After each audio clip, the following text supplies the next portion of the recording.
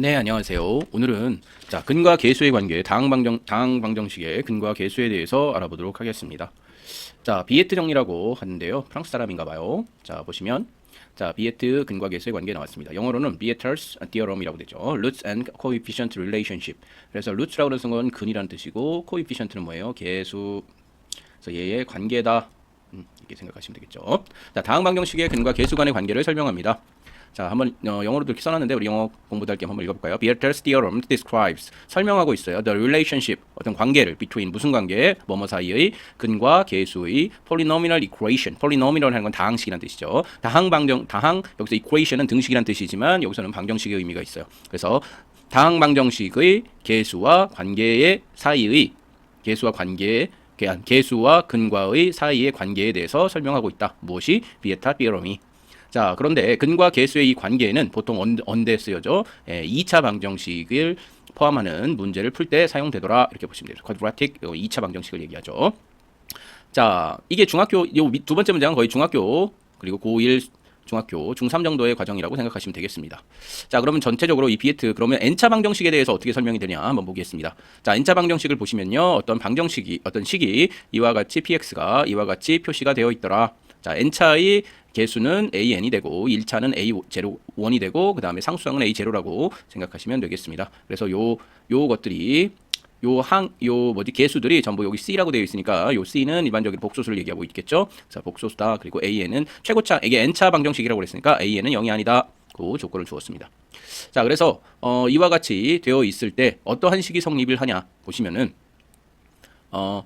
기본 대칭식에서 0점이 이렇게 돼서 n차 기본 대칭 다항식을 대입한 값은 이렇게 된다고 되어 있습니다. 그래서 첫 번째 요 n차 가장 큰 요 n차 계수 x의 n차의 계수는 an이라고 표시되는데 요거를 나눈 거, 요거가 분모로 들어가고 나머지 개수들이 분자로 들어갔을 때 이렇게 -1 형태로 제곱을 해주는 형태가 되게 되면은 이것이 근과 계수의 관계가 된다 그런 뜻입니다. 내용을 보시면 첫 번째 만약에 a의 n차가 돼 있고 그 다음에 두 번째 식이 이렇게 표현이 되어 있다면 이렇게 표현이 됐다면 얘가 의미하는 게 뭐냐? 얘가 의미하는 건 무엇이냐 하면 an분의 n-1은 모든 근의 합에 마이너스를 붙인 것이다. 모든 첫 번째 근을 알파, 베타, 감마 이런 식으로 나간다 그런다면 이 근들의 합을 마이너스를 붙인 게 바로 요 관계가 성립하더라. 그래서 최고차항의 개수를 다음 개수로 나누면 이와 같은 일이 생긴다라. 두 번째는 어떻게 돼요? 두 번째는 그 근들의 곱의 합, 그 근들을 두 개씩 곱한 다음에 그것들의 합을 더하시면 두 번째 개수, 그러니까 이 n차를 제외한 두 번째 개수를 다시 n차 개수로 나눠주면은 이렇게 된다는 거죠. 그래서 두 번째는 아까 여기가 2가 될 테니까 얘가 2가 될 테니까 얘는 플러스가 되겠죠. 그래서 이런 식으로 그런 식으로 가겠죠. 이런 식으로 갈 겁니다. 그게 이제 두 번째고, 그래서 끝까지 보내면 결국 모든 해의 곱들은 어떻게 된다? -1의 n제곱에 an의 a0 이렇게 되겠죠. 왜냐하면 그렇게 표현을 해보면 되겠습니다. 그러면 여기까지 했으면요. 이 규칙성이 보이시죠? 첫 번째가 마이너스였으면 플러스였고 마이너스 플러스 이렇게 가고 제일 중요한 것보다 최고차항의 개수가 분모로 오고 나머지 개수들은 분자로 온다라. 그래서 그것들의 합을 이렇게 표시할 수 있다는 게 비에트 정리예요. 그래서 증명은 다음과 같이 실제로 전개를 해보면 되더라. 이렇게 보시면 되겠습니다. 그 다음에 보시면 다음으로 넘어가죠. 그래서 우리 고등과정까지는 지금 이게 일반적인 비에트 방정식의 비에트 띠어럼이라고 한다면 우리 고등과정까지는 보통 심화 문제로 나오면 4차 방정식까지 나올 수 있겠죠. 그래서 그거를 1차 방정식부터 한번 생각을 해보면 1차 방정식이 이렇게 ax 플러스 b는 0이라고 되어 있을 때 첫 번째 근을 보시면 얘가 유일한 해가 될 텐데 얘를 이항시켜서 a로 나눠주면 이와 같이 되겠죠. 그래서 첫 번째 1차 방정식의 해는 얘가 유일한 해가 된다 보시면 되도록 하겠습니다. 그럼 얘도 어떻습니까? 최고차 항이 여기 들어있죠. 그 다음에 그 다음 차는 x의 0차니까 상수항이 될 텐데 그 다음 항은 분자로 갔죠. 그래서 얘는 분자로 가고 얘는 분모로 이렇게 가가지고 첫 번째니까 마이너스를 붙여준 게 첫 번째의 근과 계수의 관계라고 할 수 있겠죠. 네, 다른 근이 없으니까 어차피 얘가 더하기 0이 될 거 아니에요. 그래서 이거밖에는 나오지 않겠습니다. 자, 두 번째 이제 2차 방정식인 경우 우리 중3 때 많이 배웠지만 근각계수의 경우에 두 근을 더하면 어떻게 돼? 두 근을 더하는 것은 마이너스 a분의 b가 될 테고 최고차항이 a니까 자, 최고차항이 a니까 이 같은 경우도 보시면 얘가 이쪽으로 가고 두 번째 항이 이렇게 되고 그리고 첫 번째 그러니까 얘가 마이너스를 붙였죠. 자, 두 번째는 얘가 또 이렇게 분모로 가고 얘가 분자로 가면서 두 근을 곱한 것들의 합이 될 텐데 이거는 두 개의 근밖에 없기 때문에 곱한 것들은 요 하나밖에 안 되겠죠. 그리고 여기가 마이너스가 됐으니까 다음에는 k의 제곱이니까 자 마이너스 k의 마이너스 1의 제곱이니까 자 여기는 플러스가 되겠다. 그래서 마이너스 플러스 이런 식으로 넘어가는 규칙성 아까 말씀드렸죠. 자 3차 방정식일 때도 마찬가지예요. 세 근을 더했다면 자 요 첫 번째 나온 요 개수가 분자로 가고 처음 n차 항의 개수는 a로 갈 것이다. 분모로 갈 것이다. 이렇게 돼 있죠. 그래서 이것도 맨 마지막에 뭐야? 모든 항의 곱들은 자 상수항을 뭘로 나눠서 n차항의 개수로 나눴다. 그리고 요 마이너스는 어떻게 돼? 마이너스 플러스 마이너스 이런 형식으로 돌아가면서 계산이 되니까 이런 식으로 표현을 하면 되겠습니다. 네, 그래서 여기가 k-1의 n차죠? 네, k-1의 n차입니다. 맨 끝에가. 그럼 얘는 마이너스 1의 3차가 될 테니까 마이너스 1이 되겠다. 이렇게 보시면 되겠죠. 자, 4차 같은 경우는 어떻습니까? 예, 4차가 또 마이너스 플러스 마이너스 플러스. 얘도 근이 이것도 4차니까 4가 돼서 맨 끝에는 어떻게 돼? 네, 플러스 1이 되겠죠. 처음에 시작은 마이너스 1로 시작하는 거고. 그래서 이와 같이 쓸 수 있겠더라. 자, 비에트 공식에 의해서 우리가 근과 계수가 2차 방정식뿐만이 아니라 3차, 4차도 같이 알아봤습니다. 어렵지 않았죠? 네, 이와 같은 개념을 갖고서 자, 다음 문제를 한번 풀어보겠습니다. 23년도 9월 달에 고1 모의고사 18번 문제 4점짜리 문제입니다. 자, 첫 번째 보시면요. 얘가 어떻게 되어 있냐? 한번 같이 한번 보시죠. 일단은 얘 첫 번째 이 방정식을 0으로 이 식을 0으로 놨을 때 방정식이 될 텐데 한 실근과 두 개의 허근을 갖는데 이 세 개의 근 중에서 하나는 뭐야? 실근이고 두 개는 허근이다. 이렇게 보시면 되겠죠.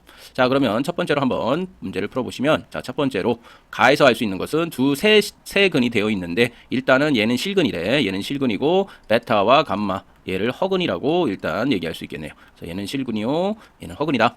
자, 두 허근의 곱이 5라고 그랬으니까 뭘 할 수 있어? 베타 알파를 5라고 놓을 수 있겠죠. 얘를 실근으로 놓고 알파 베타를 허근으로 놓는다면 자, 그 다음에 두 번째에서 할 수 있는 거 뭐?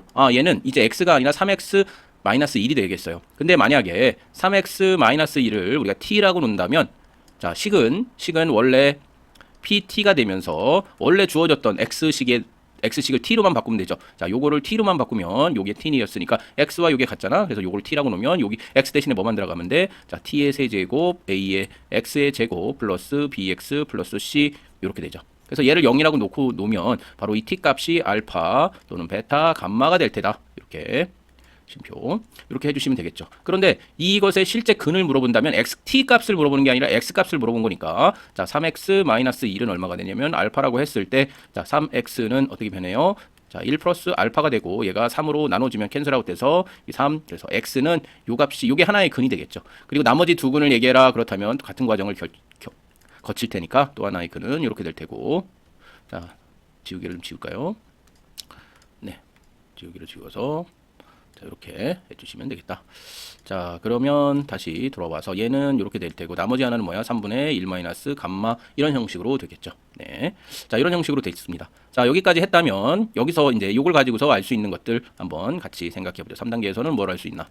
자, 얘가 베타 감마가 일단 5가 됐으니까요. 여기서 할 수 있는 건 두 허근의 값이 2라고 그랬어. 그러면 요게 x 값이 될 테니까 두 허근의 값은 3분의 2 플러스 베타 플러스 알파가 얼마가 돼? 2가 됐다. 그러면 얘는 2 더하기 베타 플러스 감마가 6이 됐으니까 베타 플러스 감마는 4가 돼야겠죠. 그래서 베타 플러스 감마가 4다. 자, 그러면 요것과 요것을 가지고 우리가 2차 방정식을 만들 수 있겠죠. 왜 3차에서 하나는 실근이고 두 허근이니까 얘를 가지고 만들 수 있는 방정식을 생각해 보면 이러한 식이 되겠고 얘는 허근을 가질 때 이 방정식의 베타 감마가 근이 바로 베타 감마가 되죠. 자, 그리고 또 하나 알 수 있는 것을 한번 생각을 해보면 자, 한 실근은 두 허근을 갖고 한 허근이 0과 같다고 그랬어요. 한 허근이 0과 같았어. 그럼 한 근은 0이라고 그랬어. 그 0이라는 것은 결국 뭐야? 실근을 얘기하죠. 0이 실수니까. 그러면 여기서 하나 더 알 수 있는 건 뭐야? 네, 여기서 하나 더 할 수 있는 것은 바로 3분의 1 플러스 알파가 0이 된다는 사실이죠. 그렇죠? 그러면 알파는 얼마가 돼? 알파는 마이너스 1이 되죠. 자, 그래서 요게 그러면 어떻게 쓸 수 있어? 이게 근으로 가지려면 이런 식의 형태가 돼야겠죠. 자, 그러면 얘하고 얘하고를 합성 같이 곱해준 값이 결국 3차식이 돼야 되니까 요게 원래 주어진 식이라고 생각하시면 되겠죠. px가. 그러면 얘를 전개를 해서 ABC를 찾으면 되니까 자, x의 세제곱 될 테고 그 다음에 실제로 해보면 얘는 3x의 제곱이 되고 전개를 해주시면 얘는 x고 얘는 5가 됩니다. 이렇게. 자, 그렇게 됐어요. 그럼 문제에서 ABC가 뭐라고 그랬냐면 바로 2차항과 1차항과 상수항이라고 그랬어. 그러면 여기서 A 더하기 B 더하기 C는 따라서 A 더하기 B 더하기 마이너스 3, 1, 5가 되겠죠. 그래서 답은 3이다. 이렇게 표시해 주시면 되겠습니다. 자, 이 문제 어떻게 풀었어요? 자, 알파, 베타, 감마의 근과 계수의 관계에 의해서 풀었습니다. 괜찮았어요? 자, 이런 문제 나오면 맞추셔야 됩니다. 자, 다음 문제 한번 보시죠.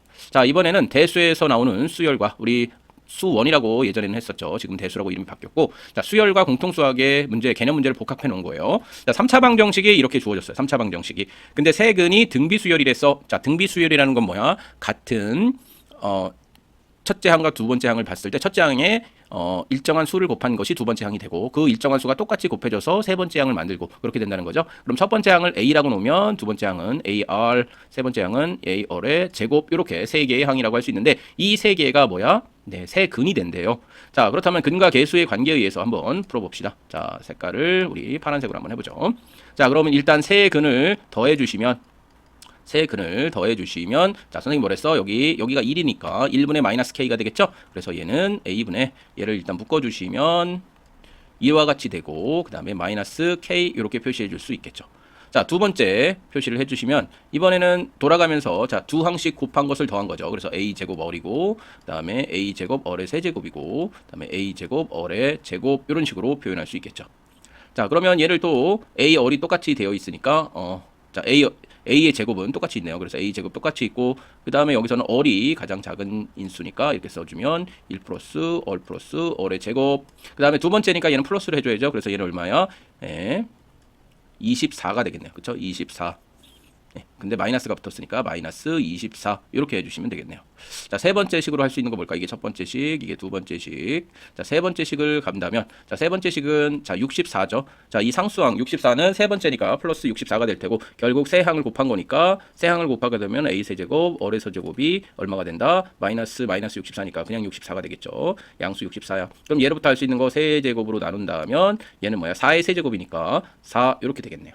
자, 요거 3번씩 하나 나왔습니다. 자, 그러면 두 번째로 할 수 있는 게 뭘까? 두 번째로 할 수 있는 거. 이렇게 되면 2와 2를 나눠주면 뭐만 남아요? 얘 캔슬 아웃 되고 밑에 A 얘도 AR만 남게 되겠네. 그쵸? 예. 이렇게 해서 AR이 얼마인지를 구하시면 되겠는데, AR을 이항이면 분자로 보내볼까요? 그러면 2를, 자, 2번식을 1번식으로 나눴다. 이렇게 보시면, 자, 얘는 마이너스 K가 될 테고, 자, 얘는 다 자, A, 요거를 여러분들, 제가 풀이 과정을 그냥 적어드리는 게 낫겠죠. 자, 그래서 A의 2번이니까 얘는 2얼이 되고 그 다음에 1 플러스 얼의 제곱이 될 테고 그 다음에 얘는 A의 1 플러스 얼의 제곱이 되겠죠. 이렇게.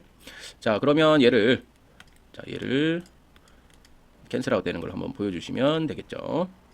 자, 그러면 얘하고 일단 캔슬아웃 돼서 1이 될 테고 얘 캔슬아웃 돼서 1이 되겠죠. 그러면 A 얼만 남겠대요. 그래서 여기 보시면 얘도 A 얼이다.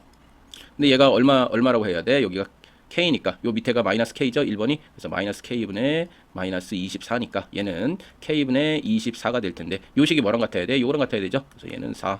얘가 3단계에서는 이렇게 해주시면 되겠죠. 그럼 K는 얼마가 돼야 돼? 6이 돼야 4가 되겠죠. 그래서 K는 6.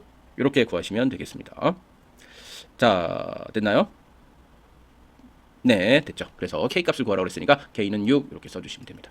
자, 지금 선생님이 비에트의 일반적인 다항 방정식에서의 근과 계수의 관계를 얘기해드렸고, 자, 근과 계수의 관계에 대해서 얘기를 해드렸고, 그 다음에 우리가 배우는 3차, 4차식의 3차 방정식의 근과 계수의 관계, 그리고 2차 방정식과 1차 방정식도 근과 계수의 관계, 4차 방정식까지 정리를 해드렸어요. 그리고 두 문제를 지금 풀어봤습니다. 자, 여러분 어떻습니까? 실제로 문제가 그렇게 아주 만만치는 않아요. 네, 그래서 아주 기본적인 개념 우리 공통수학 책에서는 사실 나오지 않고 조금 더 난이도 있는 개념책이나 아니면 문제집에 유형 문제집에 나오는 문제니까 꼭 이 수원도 이 등비수열 나올 때 이 문제도 자주 나오는 거예요. 그래서 두 문제는 꼭 여러분들 알고 가셔라. 네, 이렇게 해서 강의를 마치도록 하겠습니다. 감사합니다. 화이팅!